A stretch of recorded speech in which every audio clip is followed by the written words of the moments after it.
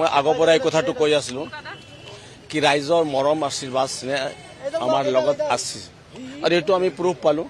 ৰাইজে আমাৰ লগত আছে কিয় আমি ৰাইজৰ মাজতে আছিলো আৰু ৰাইজৰ কাম কৰিবৰ কাৰণে নিজক প্ৰস্তুত কৰিছিলো আৰু এতিয়া ৰাইজৰ লগতে থাকিম হয় একচুয়ালি জেনজি আছে মানে ৰাজনীতিত জেনজি আব নালাগে জেনজি কাম কি আছে এতিয়া শিকিব লাগিব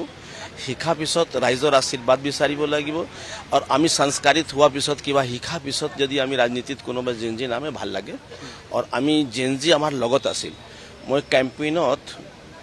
5টা ঠাইত জেনজি লগত মিটিং কৰিছো আৰু আপোনাক দেখা হৈ পালে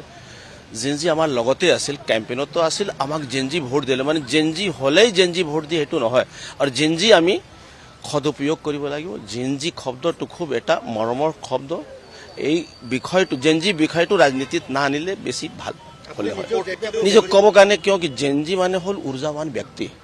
আৰু মোৰ যেতিয়ালৈকে ঊৰ্জাৱান থাকো তেতিয়াহ'লে আমি তেখেতৰ নিচিনাই থাকিম আৰু জেনজি আমিতো সংস্কাৰিত আমিতো সংস্কাৰ পাই আহিছো